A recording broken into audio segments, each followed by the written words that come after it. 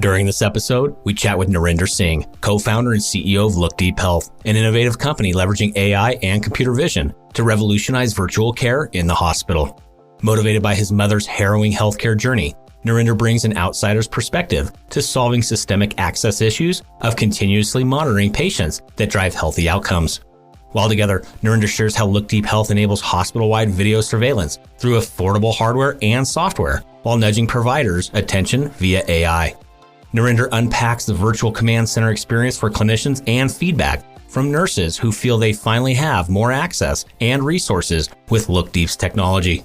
We also discuss the measured approach to implementing human and AI collaboration and the mindset shifts required in skeptical healthcare settings. Join us to gain inspiration from Narinder's passion for applying technology to ease care provider burdens and keep patients safe. Let's go.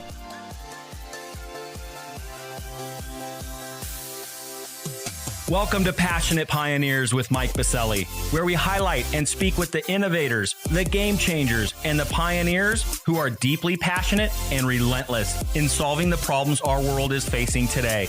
This is your opportunity to connect with and learn from these leaders and to support them on their mission. Perhaps they will soon be hearing your story as well. This is Passionate Pioneers with Mike Biselli. I look forward to having you on this journey with us.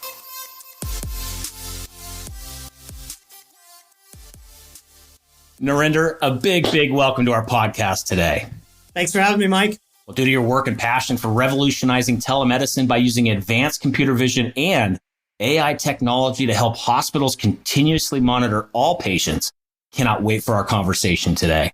But before we dive in, a bit of housekeeping. While listening to any of our episodes, please take a moment to subscribe to the podcast so you will automatically receive episode updates in your podcast player.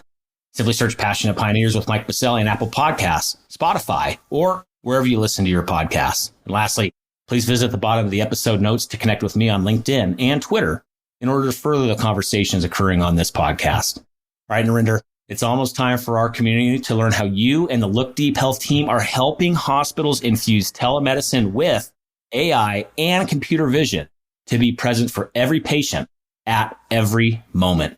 But first, what's that one piece of advice that you would give to others who are passionate about reimagining the health of our world? Mike, this is advice that I actually give for any entrepreneur across industry. We often will deal with setbacks, things that don't go well. And what's really important, we're often positioning and explaining away why something worked or didn't work. But when you're alone and when you think about what happened, you have to fundamentally come and look at that moment and say, was this the cards I was dealt or how I played them? Because how you react and move forward from that moment is fundamentally different depending upon the answer to that question.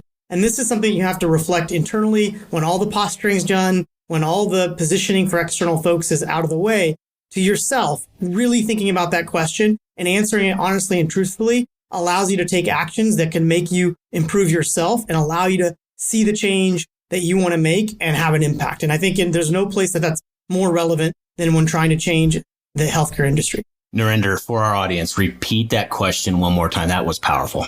So you have to look at the moment that maybe didn't go the way you wanted to, or it did, and say, was it the cards I was dealt or the way that I played them?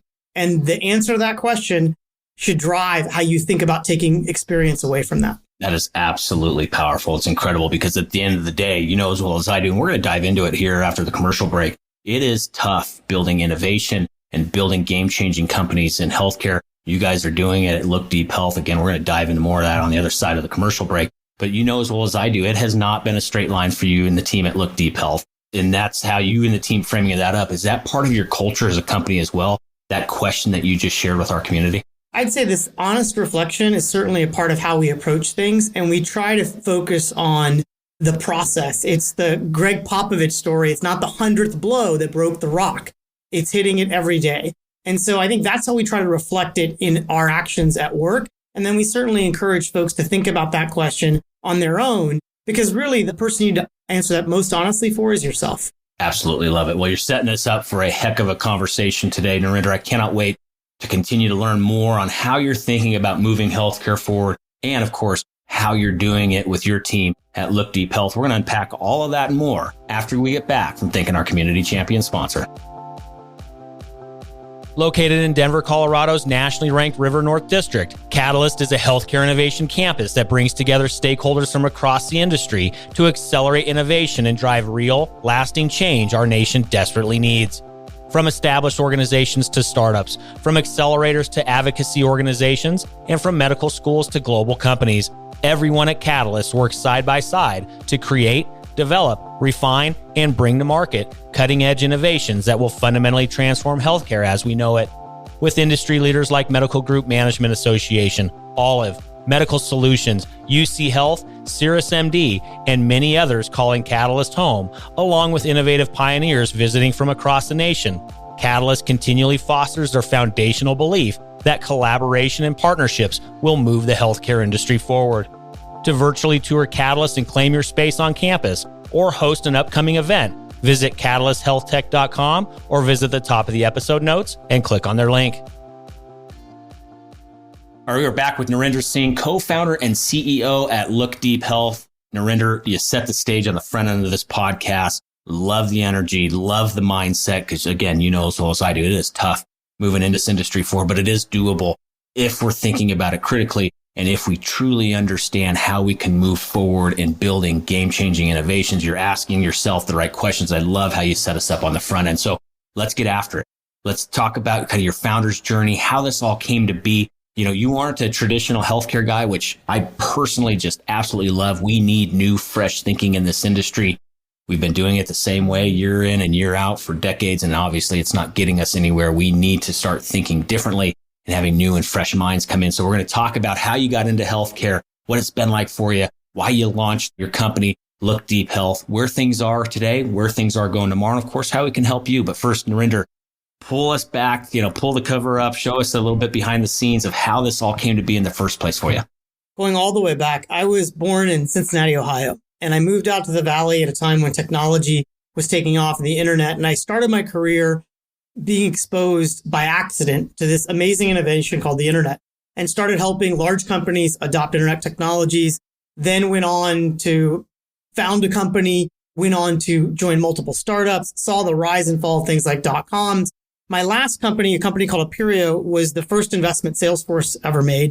And we had a 12-year journey, raised $100 million, had a modicum of success, grew the company to about 1,200 people, but it was a decade-long experience. When that came to a close, when we were acquired, I decided I wanted to do something that had more of an impact on people. And so I decided to get into healthcare, but I didn't want to be just, another douchey ex-founder who sold his company who was going to change the world in healthcare. So I went back to school and did a master's in translational medicine at UCSF in Berkeley to learn about traditional medical devices. It was like, for your older listeners, like Rodney Dangerfield and Back to School, but not as cool. And so got into that. And then after that, though, is when I really had my education in healthcare. I knew I wanted to do something in AI in healthcare and had gotten exposed to a lot through the program. Then my mom had interstitial lung disease. She went in for a biopsy to try to discover what branch, and she developed ARDS and crashed in the hospital. And so all of a sudden, we were in a very unexpected place. And for the next 12 weeks, she had to qualify for a lung transplant, have multiple tests and assessments, have ECMO to extend her journey, where literally the function of your heart and lungs is taken out of your body and done by a machine temporarily. She eventually qualified for and was able to have enough time to get a successful bilateral lung transplant, multiple infections. All in, I spent 1,000+ hours in the ICU and floor of the hospital watching and marveling about how her care worked. And for a case as complicated as hers, 1,000 things had to go right for her to make it out. And so that's 4.5, 5 years ago, 2 grandkids later that I have, that I look at every time I see them together, and I'm thankful for the healthcare system that we have. At the same time, I was absolutely horrified by how technology supported that and how the burden we placed on the providers. You know this well, Mike, because of the work you do, is my favorite nurse was a woman named Meg, not because she was caring and compassionate, because that almost all nurses are, but because when Meg did not have another patient, she was very good at spotting problems before they became severe. And in my mom's case, every one of those decisions was potentially the difference between life and death.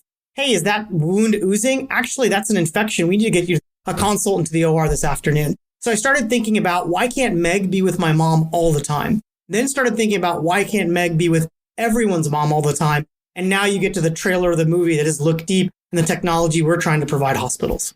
Wow, what a setup to the story and how Look Deep came to be. And so through that, Narinder, was this something, of course, that was an N of one, right, Meg? And that's powerful. But then, of course, as a seasoned entrepreneur, I'm sure you didn't stop at Meg, right? You probably went and learned a heck of a lot more because as well as I do, it's one of the death nails for a lot of founders are go build something and then find a home, right? That's not how this game works. We need to find the problems and solve for those problems. So yes, that was an N of one with Meg, but did you notice a trend line when you went out there and started speaking to the other Megs of the world?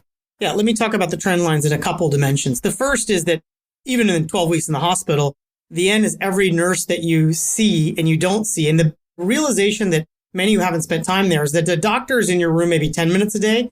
A nurse on the floor is in your room maybe 1 or 2 hours out of a shift of 12. So that means for most of the day, by time, the patient is unobserved.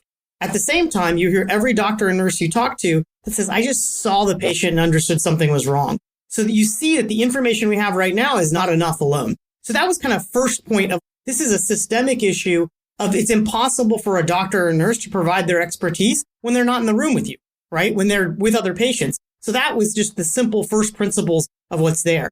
Zooming out, we talked to a lot of folks and we started looking at the United States has an aging population. By 2060, the number of people over 65 will double. So that means rising patient acuity in hospitals. Also, we've diverted less acute patients into non-acute care settings naturally. At the same time, staffing is flat or declining. So now we have this massive imbalance between the staffing capacity of hospitals and the acuity of patients. And this is all before COVID.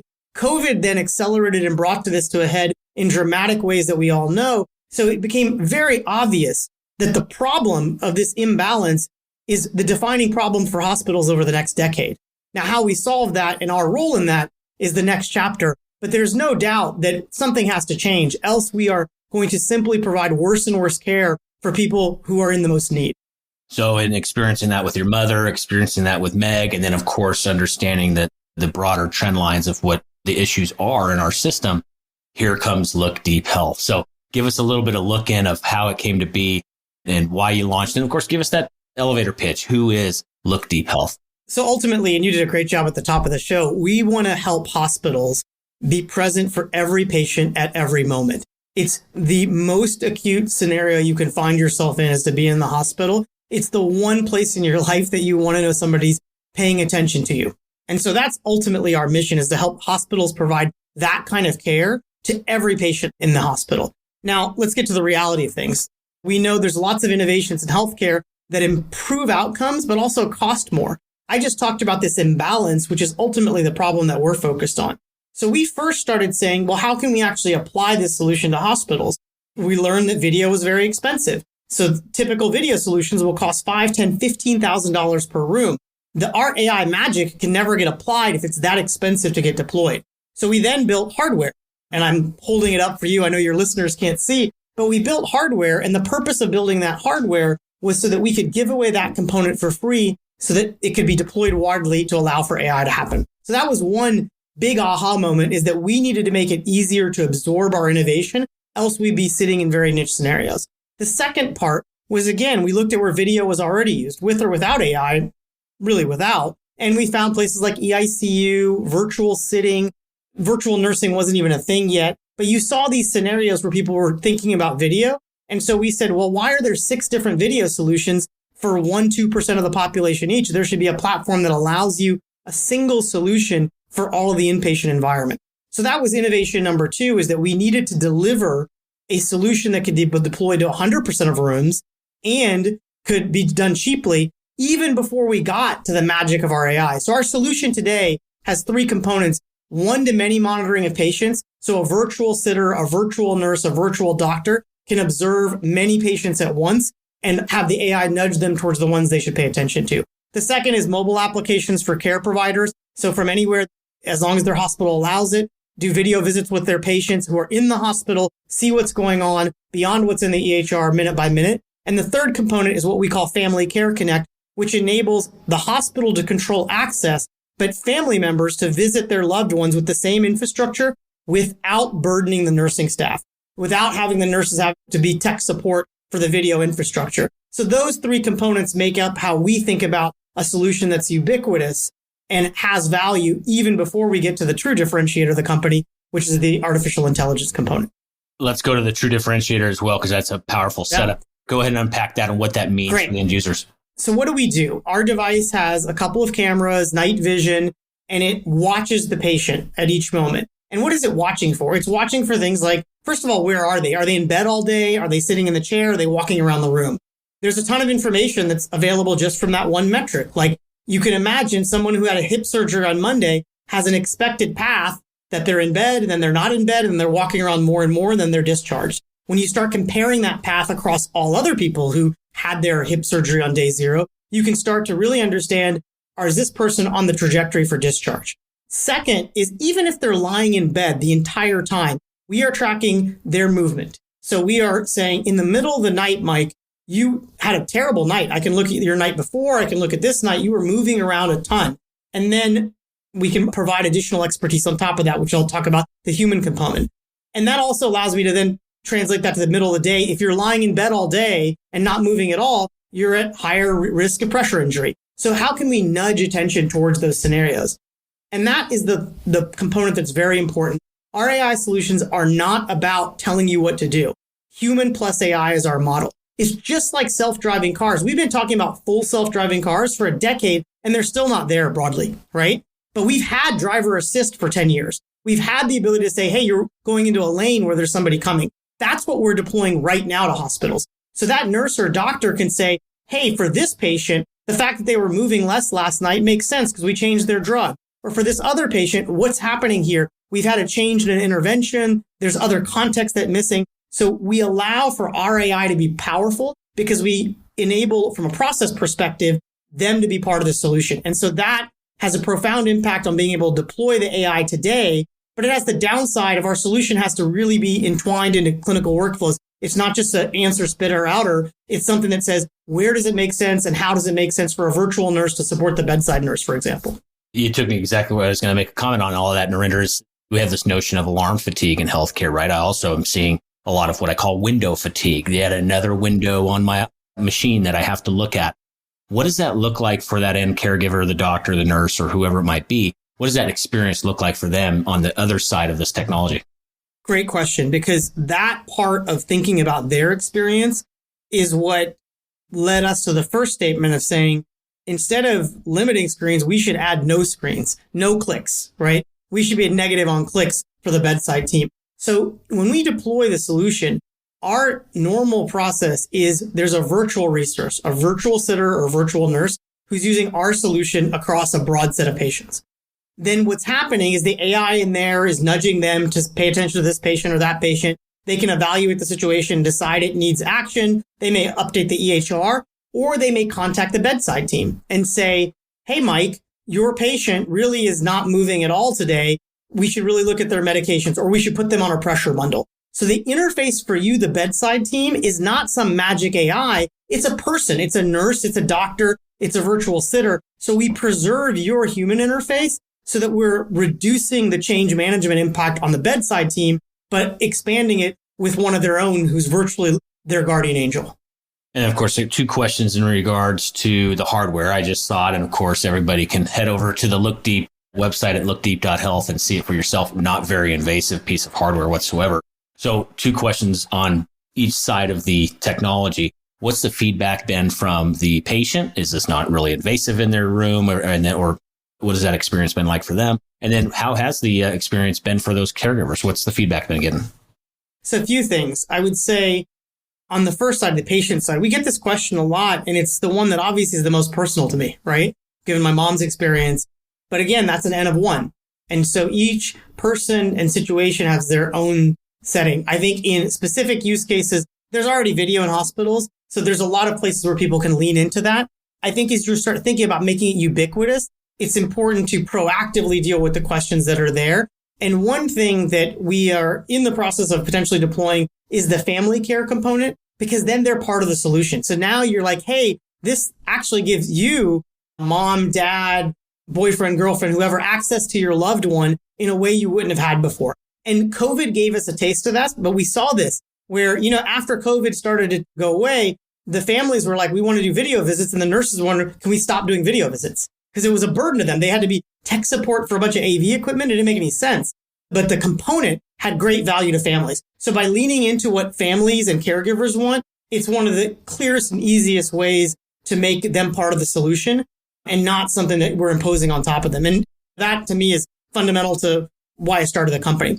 On the second part, on the caregiver side, the best compliment we get from people is like, oh, it's great. I think we hired a bunch more people. We have more resources now. Like it's almost invisible to them because what they're noticing is instead of pulling people like for virtual safety where sitters were previously deployed, they would either have sitters that were seen as, not having a role in the caregiving process, but a distraction, or they were pulling PCAs or nurses assistants into the rooms and then those assistants couldn't help in other ways. So what they normally experience is that they feel like they have more resources back because their assistants aren't getting pulled or their patients are watched. They're like, you're helping me make sure my patients don't fall or my patients are not undertaking this risk. So the best case scenario for us is where the bedside team really feels like it's just almost a seamless experience to them and things just feel better. And they may or may not attribute it to our technology, but they're like, I like what we're doing as a system to support me at the bedside. Oh, it's wonderful feedback. Isn't that gratifying to get that feedback from those end users? Amazing. There's nothing like it.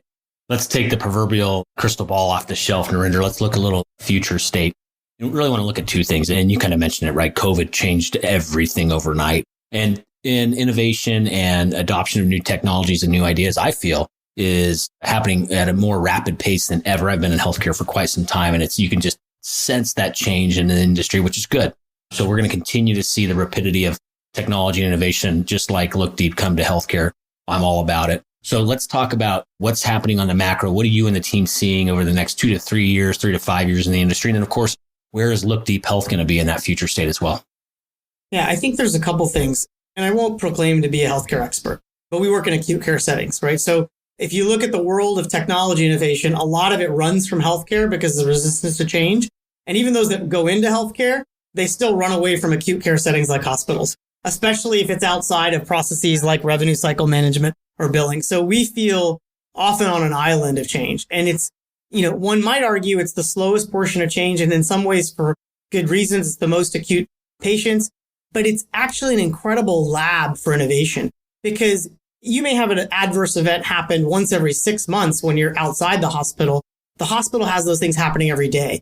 So the ability for us to learn from what's happening in the hospital and apply that to transitions of care from the EICU to the floor of the hospital, from the floor of the hospital to hospital at home, from hospital at home to being okay. So we look at what we're doing with the hospital today as being a summary function of how do you get the best care when you have all the resources, and then how do you eventually identify the selective components of that care that apply to these other settings. So today we're 100% focused on acute care settings, and that will continue, but we imagine those acute care settings will transition from just being inside of the four walls of the hospital to being hospital at home. And so that is a trend that we think is both exciting and we try to keep people in check.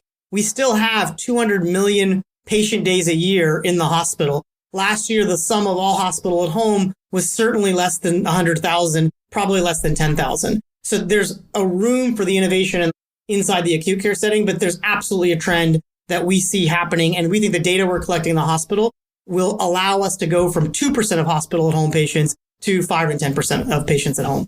So that's a macro trend that we really are paying close attention to. And our role in that is not to be a hospital at home provider, but use the knowledge and the data that we're building up to accelerate the capacity for hospital at home to go from 1 or 2% of patients to 10% or more of patients that could be taken care of at home. Love it. Good pragmatic look into where, things are heading. There has been a bit of a hype cycle around hospital at home, but I think you kind of pragmatically set the stage, and it's a good way to frame it up and also mention how Look Deep Health is going to be additive and helping with that movement. So really good look into a little bit of the future state. So we'll put that crystal ball back on the shelf for now, Narinder. We'll come back to current state. And, this podcast has an amazing community rallied around it and love to help our guests out just like yourself. So with that, what's one problem, need, or question that you and the team have that our community can be helping you with?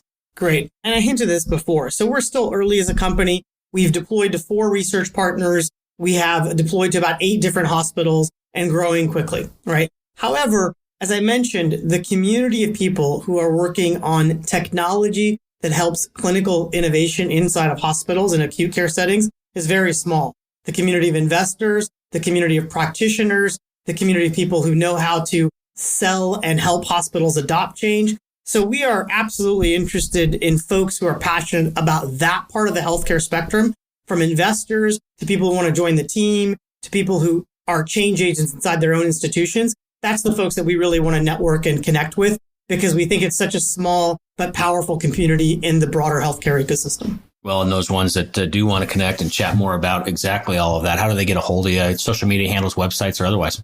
Sure. So lookdeep.health is our website. You can reach me on Twitter at Singh, SINGHNS, or you can email me at Narinder, my first name, at lookdeep.ai. Easy enough. And for our listening community, just simply scroll on down to the episode notes in your favorite podcast player as you're tuning in to this episode.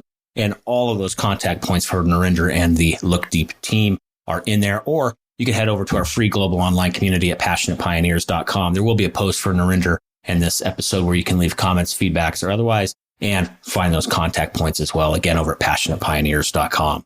Well, Narinder, we're going to wind it down. This has been a phenomenal conversation, but we have one more piece for you before we get out of here. It's a fill in the blank. I'm a passionate pioneer because of my mom's experience. I mean, I knew I wanted to help people, but sitting there day in and day out and just watching her not expected to come home to watching her hold her grandkids, I want that experience for everybody where it's possible for them. And so that's what drives me to do this. I love it.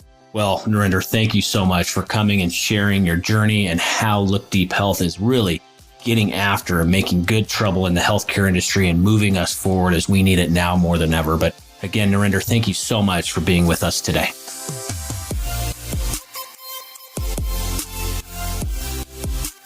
Thank you for joining us today on Passionate Pioneers with Mike Biselli.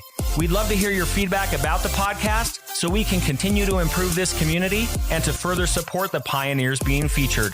Lastly, please take a moment to subscribe to the podcast and invite your friends and colleagues to join us. This is Passionate Pioneers with Mike Biselli. I look forward to having you back with us during our next episode.